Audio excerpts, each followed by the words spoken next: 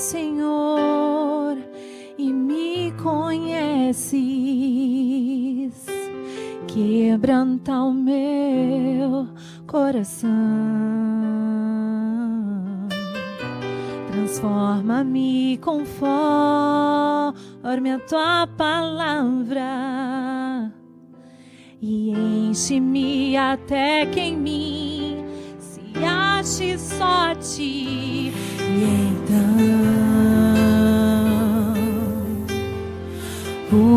usa-me, Senhor,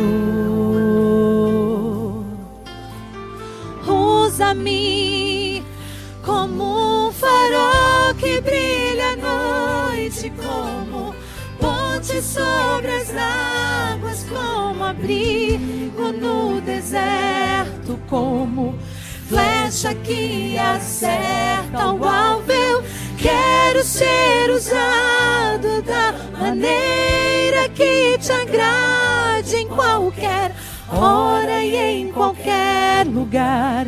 Eis aqui a minha vida, usa-me, Senhor, usa-me. Sonda-me, Senhor, e me conheces.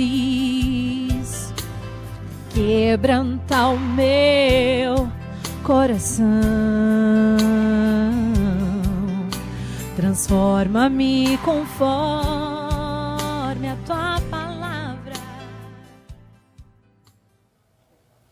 Estamos de volta com o programa Família e hoje recebendo a visita da doutora Elza Freitas, falando sobre o tema Família, um olhar acolhedor. E vocês estão vendo que coisa gostosa, né? A experiência da doutora Elza, não só na empresa, mostrando o olhar da empresa, os cuidados com essas pessoas que estão sendo capacitadas para ter essa sensibilidade com o funcionário. É coisa muito, muito boa hoje, falando-se num mundo mais atual, porque até então ainda temos muitas empresas que não têm esse olhar. E a doutora Elza está falando sobre a espiritualidade dos 12 passos. Então você, assinante, se tiver alguma dúvida, entre em contato conosco através do e-mail programaabc@netservicos.com.br ou pelo hotline 11 28 18 17 00 e tire as suas dúvidas. E vamos falar agora, dar continuidade a esses princípios da espiritualidade do programa de 12 passos. Legal. Então, né, falando de tratamento, assim, num olhar mais amplo, eu acho que é importante que as pessoas percebam, porque assim, as universidades, por exemplo, elas demoraram um pouquinho para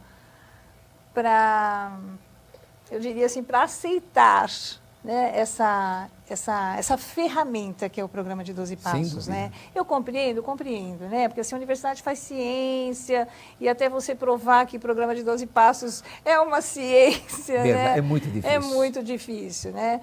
Eu me lembro, quando eu fiz o primeiro curso, assim, pouco se falava em programa de 12 passos. E nesse evento que eu fui, do CRAC, que eu comentei aí, foi, acho que foi nesse ano ainda, né? Foi, eu estive lá. Então, eu também estive lá. Lá. Você veja que já teve várias inserções, né, de pessoas falando do programa de 12 passos, quando se falou à tarde do tratamento, né? Então, eu vejo assim, eu acho que assim, há necessidade de tratar comorbidade, com medicação, né? Eu acho que assim, nós não podemos assim, nada ser extremamente radicais. Há necessidade de médicos, há necessidade de psiquiatras, há necessidade da psicologia, há necessidade da enfermagem. E o programa de 12 passos, eu acho que é aquele que pereniza. O psiquiatra você não vai sempre, o psicólogo você acaba parando por algum motivo ou outro, até porque também é um tratamento, eu vejo assim, a questão da psicologia, ela assim, como um coadjuvante muito grande, depois que ele passa por esse primeiro tratamento, né? Assim, acho que o foco realmente é fazer com que ele pare de usar droga, que ele busque essa questão da espiritualidade, para depois ele trabalhar conteúdos mais internos e doloridos. Sem dúvida. Eu acho que esse é um foco muito legal para a gente olhar, porque muitas vezes o paciente, o usuário, ele acaba indo para um tratamento dentro da área da psicologia, da psicoterapia, e ele acaba não fluindo, até porque realmente é preciso esse olhar diferente. Sim, mesmo porque quando eles chegam, eles vêm intoxicados, eles perderam a capacidade essencial da vida, que são as emoções. Que são as Ele já não tem mais emoções. emoções. Então, para a gente descaracterizar, trazê-lo de volta, ele começa com a reforma interior. Sim. E essa reforma interior, se ele não ter esse olhar no decorrer desse processo, pelo menos de alguns meses, como é que vão trabalhar numa terapia convencional? Não é verdade? É verdade. Por isso que a gente fala que é um tratamento complexo também. A doença Muito. é complexa e o tratamento é complexo. Porque, assim, são anos que ele acabou aprendendo a viver usando a droga. De uma forma errada. Ele tem um estilo, ele criou, é o que eu chamo assim, ele fez uma carreira, né? No uso. No uso. Ele, para você fazer uma carreira agora dentro da saúde, No desuso. Um desuso da espiritualidade, há um hiato de tempo aí grande. Tem mesmo. E assim, o que você põe aí, né? Então, você põe sala, você põe grupo, né? Assim, A terapia, a medicação. Põe a terapia, põe a medicação. Mas, assim, qual é o grande papel do programa de 12 Passos? Porque, assim, para praticar o programa de 12 Passos, é extremamente fundamental que ele vá para os grupos. Né? E a fala, ele precisa de alguém que fale para ele, que se identifique. A identificação é muito grande. A fala do outro igual. Porque a gente não tem terapia melhor do que a terapia do programa de 12 Passos. Aliás, o olhar que se tem, por exemplo, qual é a pessoa que entra numa sala de autoajuda, começando, vamos dizer, na de 12 Passos, aquela forma agradável, carinhosa, de dar um aperto, de sem julgamento, que a pessoa já vem abalada. Ele sai de um lar onde que a família está falando, vai, sai, drogado, malandro, sem vergonha. Ele chega num lugar, joga um tapete, que bom que você veio, toma um café, dá oportunidade, você é importante para nós. Todo mundo ouvindo, dando atenção, é tudo que ele precisa. E até tem a fala que eles até se assustam, né? Você é a pessoa mais importante aqui hoje, né? Isso que normalmente eles ouvem. E assim, ser importante é uma coisa que assim, há tanto tempo que ele não ouve isso, que ele é uma pessoa importante, né?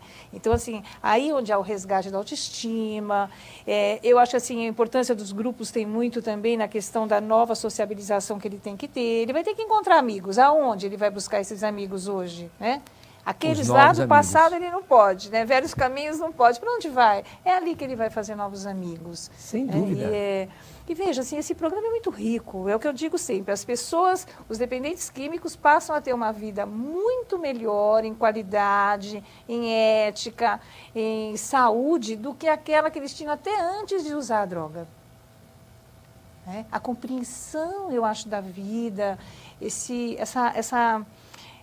afeto, essa emoção que transborda, né? Eu acho que esse é o processo de recuperação fantástico, né? O programa até fala que uma das coisas melhores que o programa resgata é a emoção. E como você vê, sem dúvida, aliás, eles, na colocação da própria programação, diz assim, o programa só te promete uma coisa, e muitas dádivas. A única coisa que nós vamos te devolver é o sentimento. Há poucos dias, eu recebi um telefonema, é um garoto que está comigo há 17 anos. 17 anos. E a esposa estava para dar luz ao 4º filho. Isso foi o ano passado. Ele estava já abstêmio por volta de 7 para 8 meses. E ele foi fazer uma visita para a esposa. Ele não voltou, já ficou na rua. Na rua ele foi preso. Não viu a filha, no caso, nascer, ficou preso, ficou 10 meses preso. Saiu, voltou para a rua. E na semana passada ele me liga e eu perguntei, onde você está? Ele falou, na minha casa. Eu falei, que bom, você veio conhecer sua filha? Ele falou assim, nem isso estou conseguindo. Eu falei, como? Você não está vendo a sua filha? Ele falou, nem sentimento mais eu tenho, estou precisando de ajuda. Vem para cá, rapaz, agora. Ele não conseguiu chegar até a nossa casa. Continua na rua, para você ver quando nós estamos falando da emoção. Ele não conheceu a filha, na hora que eu perguntei, você veio conhecer sua filha? Ele falou, nem isso mais eu consigo, nem isso estou fazendo. Quer dizer, a emoção, e o programa diz, a única coisa que nós vamos devolver para você é o tesouro maior que o ser humano tem, as emoções. E é por isso que quando eles estão numa comunidade, eles choram, eles têm saudade, perguntam, se emocionam. Tem maior lindo, riqueza. Né? É muito lindo. Para quem participa de um programa de tratamento, é muito lindo, né? Porque assim, é isso aí, é muito choro, há um desnudar, há um desnudamento, né? Assim, o processo de tratamento faz isso, né? Isso é muito fantástico. Como é que você vê esse restabelecimento agora dessas relações dessa pessoa novamente com a família? Então, é assim, eu acho que a família é extremamente importante para receber de volta aí, né? Só que, assim, também é importante que essa família compreenda esse processo. Assim, o processo educacional da família eu chamo de educação, né? É um processo educacional que a família precisa passar. Porque, na realidade, a família, é muito comum a gente ver, quando surge a dependência química, a família, ela desaba. Só que é importante compreender que esse desabar não tem absolutamente nada, diretamente, eu diria, a ver com a dependência química, não é isso? Ela desabou porque ela já estava desabando, porque ela está sem estrutura. Porque assim, o que a gente vê mais, assim, é muito comum, quando você vê, principalmente um jovem adulto usando droga, o casal começa a brigar. Isso é muito comum, né? O casal começa a brigar, por quê? Porque começa você culpado, porque foi você, porque se você não tivesse feito assim, o assado. Então, ali já vai mostrando que, na realidade, o dependente químico ele acaba denunciando, né, a doença da família. A codependência, ela não começa ali na hora que surge a dependência química ali. Na realidade, a codependência é que a gente lida muito com a codependência no foco dependência química. Mas a codependência, ela se instala, é um fenômeno que se instala em qualquer família onde tenha uma disfuncionalidade. Então, assim, enquanto essa família não se reestruturar, esse marido não olhar para essa mulher, esse casal não conversar sobre suas diferenças, né? Os filhos não começarem a olhar para esse conteúdo todo, fica muito difícil você pegar principalmente um jovem que fica lá, às vezes, numa comunidade muito tempo até, e ele sai muito bem, ele sai com toda a motivação para entrar em recuperação e volta para ali, e aí aquilo vai ficando, ele cai novamente no mundo doente. E ele, assim, ainda está vulnerável, enfraquecido para sozinho dar conta. Sem dúvida. Então, assim, por que é importante a família perceber o tanto que ela precisa estar preparada para isso? E assim é difícil, porque é o que eu falo, às vezes são os pais que acabam não aguentando, às vezes são as mães que não acabam não aguentando, né? E aí há um boicote inconsciente em nome do amor. E você está falando uma coisa muito interessante, veja você. Agora há pouquinho eu recebi um telefonema de outro estado. Um rapaz que estava na minha casa, ele veio de Minas, estava há 5 meses. Olha como é importante a família. Abstinente. Abstêmio dentro de uma comunidade. A família veio até fazer uma visita. Conheci a família numa visita que veio, aí ele foi, mas o programa é de 7 a 9 meses. Ele foi e ficou, não retornou e ninguém ligou. Agora eu te pergunto, se a família fosse funcional, você como mãe, você estabeleceu um elo na minha comunidade, seu filho sai, deixa até a roupa na comunidade. Isso é normal? Não, né? E a mãe também não liga? É normal? Não, e quem não que está mais doente normal. agora? Então, a aí, família. A família. O que é preciso compreender? Aí acho que é bem legal você falar isso. Assim, o que é desligamento emocional? Desligamento emocional não significa abandono. Aí ela fez por entendeu? completo. É isso que é o grande, assim, que eu acho que assim, quando eu lido com família, eu acho que é um grande problema, porque assim, as famílias às vezes confundem desligamento emocional com abandono. Então põe para fora, fecha a porta, não quero saber. Então assim, é importante compreender o que é limite. Tem linhas aí, o Amor Exigente, por exemplo, é uma linha de trabalho, né, assim, muito rica, onde eu acho que funciona muito, né? Acho que é legal até colocar a diferença o que existe entre o que é Naranon e Alanon e o que é Amor Exigente, né? O Amor Exigente, ele capacita pais a realmente lidarem com a questão da dependência química de alguém que está dentro daquela casa. Sem dúvida. Muito legal. Eu acho que assim, é fantástico, funciona. Eu encaminho normalmente